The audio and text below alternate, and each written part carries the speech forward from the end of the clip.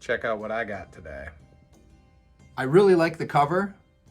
As you can see, it's got really great artwork on there.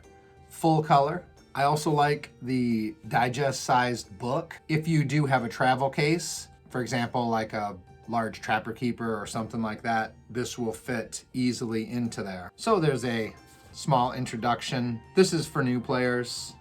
What is 1d6, 2d6, just little details like that.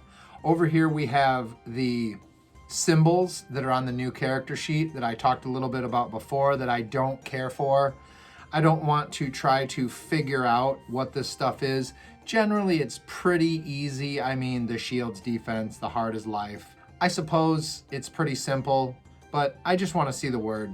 I want to see the word trait, and then everything's listed below it on the character sheet. I don't want to have to think in the midst of a battle, what's that gravestone again? Oh yeah, stone, milestone, yeah.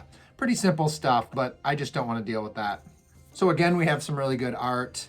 We have the tier system, which is introduced into this book from some of the expansions before. Level 1 to 4 is tier 1, 5 to 9 is tier 2, and so on, all the way up to epic level. And then this is also from the expansion, and it's really cool because some people might say, well, yeah, that game feels like, you know, old school D&D, but you don't get to use a 20-sided die. And actually, you do work up to a 20-sided die. As you go through the different tiers, you move up in dice. You will go from the 6 to the 8 to the 10 to the 12 to the 20. Personally, I can't wait to be rolling a 20 in this game. Here it talks about the explosion rules. We're not going to go over every single thing. Then we move on to the next section of the book is the background, the world of Norendal. I personally believe that this background section should have been in the back of the book. I won't be using this because I create my own worlds. So maybe that's why I feel the way I do about it, that this should have been an option in the back of the book. So maybe some of you guys want the background here. I just think it's in a funny spot to be like right at the beginning before you know anything about the game. Here's the background of the world. No big deal. Next, we move on to the character classes. We have a lot of the old school D&D character classes here, which is cool. We have the Acrobat, you might remember from the D&D cartoon. We have the Assassin, the Barbarian, the Bulwark. That is somewhat of a tank, and he's got some limited healing, but he's your tank character. We have the Cleric, we have the Dwarf. I should note that Dwarf is Dwarf, just like old school D&D. That's the class. You are a Dwarf. As I mentioned before, it shows you in the book how to, if you want a Dwarf Wizard, right? It shows you how to create that, so not a big deal. We got a Druid, we got the Elf, we have the Gnome, Halfling, Illusionist, Kukla. This is a class that I could have done without. It's somewhat of a construct, but that's just my personal opinion. They're created by wizards, and you know, maybe I'll have a change of heart on it if I play one at some point, but for now, that I could have did without that. We have Light Gladiator. We have Mushroom Monk. Again, this is something I don't care for. I don't mind fighting mushroom folk, you know, in caverns or whatever, but to have a character class that is a mushroom, that is a no-go for me. I will use Monk, but I will make it into a human monk. Keep in mind, guys, these are just my opinions. You guys might like different stuff than I do, but like here we have a mushroom man that looks like Raiden. It's just not for me. Next we have the Paladin. We have the Ranger. We have the Rogue, the Swashbuckler, just kind of like your pirate. We have the standard Warrior, the Wizard. Next, we're on to the magic section. We have your basic wizard spells here. We got some druid spells. We have some illusionist spells. And for clerics, they have like prayers. Different rules for scroll use. Most everybody can use them except for barbarians. We have a saves section here. That's just a little bit into the rules. I'm not going to go too much into the rules here. I'm just going to kind of cover the book. We've got the equipment section. I like the pictures. I like that they keep it short and sweet. This is a funny one because there's these invisible gremlins that can steal stuff from you in the original game.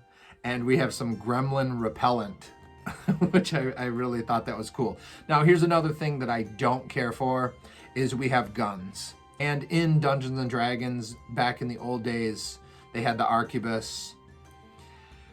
But it was such a rare thing to have an arquebus in the game. And I mean, they would blow up on you and all kinds of stuff like that.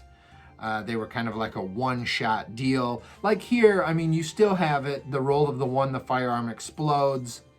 I would prefer to have seen these in the magic items section. Something really rare that you can find and that you can't just buy. Because you're getting to the point where, okay, I want my whole party to have, you know, black powder rifles. And I understand you got to pay for that. Again, just my opinion. This kind of takes us out of the D&D realm. All right, next we're on to the combat section here. Who goes first? Surprising. Again, I'm not going to go into the details too much of combat. One of the problems in the original version of the game is the information was scattered about. And I was really hoping that we would see that fixed. In most cases, they did a phenomenal job of pulling all the collected information together. However, I've went through every paragraph of this book, found a few things that need to be tied together, and I did that. I made up my own quick reference sheets, and then I tied those things together. But here's one example. So we have two types of foes. We have minor foes and major foes. And right here, when we talk about major foes, when a major foe loses half life, immediately reduce its level by 1. That's standard in the game. It becomes easier to hit, blah, blah, blah, blah, blah. But right here needs to talk about a morale check. This is what happens when the foe loses half of its life. It has to make a morale check. It's not included right here. And then right over here, we have fleeing foes. It talks about the minor and the major foes, what happens when they flee, but it doesn't point to anything else.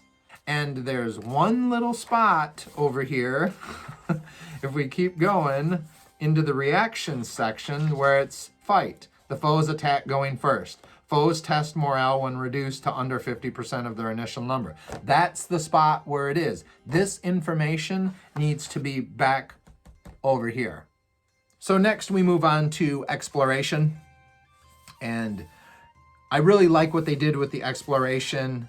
In the old game, there was what happened if you're exploring a corridor, or what happened if you're exploring a room. It's all been pulled together into a few charts here, so it doesn't matter. Now rooms and corridors are just known as tiles.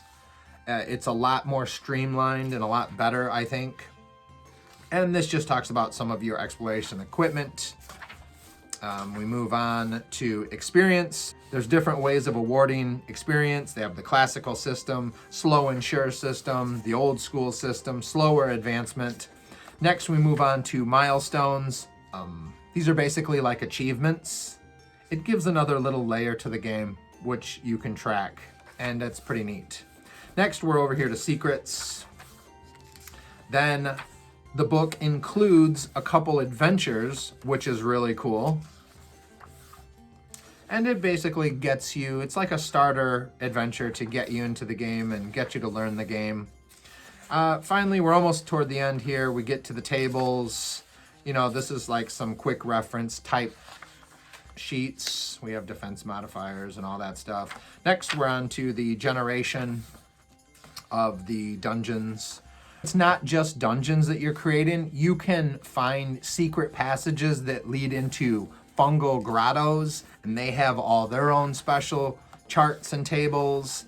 And there are caverns which you can discover that have their own charts and tables. Really cool. Really like that kind of stuff. Next, we get back into some Fiendish Foes. And this is higher level stuff that got introduced into the core book from typically what would have been the second book in the series.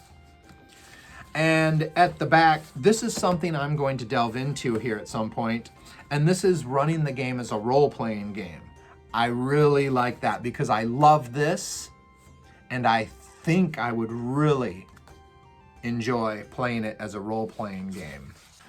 But yeah, we have our role-playing information here. We have some more good art. Now, this is really neat too because they have a roadmap. Where do I go from here? All of the books, except for the Fiendish Foes, which is put into here, are compatible with this edition. That's so awesome. You know, you're not gonna turn your fan base away by saying, oh, we just bought all of these books. Like I just recently bought a bunch of books before I knew this new edition was coming out. I would have been pretty aggravated to find out that those were useless. Everything's backwards compatible. Super awesome. It talks about hidden stuff that you can find throughout the book series and add into the game, and more foes. He's always creating, you know, these things called beast bulletins. So overall, like I said, I've went through every paragraph of this. I love this thing. I love it. Of course, there's some little nitpicky things. So if you've made it this far in the video, I want to thank you guys for watching. If you could, hit the like button. But what do you guys think about this? Is this something that you'll be playing? Let me know in the comments below, and I will catch you guys in the next video. See ya.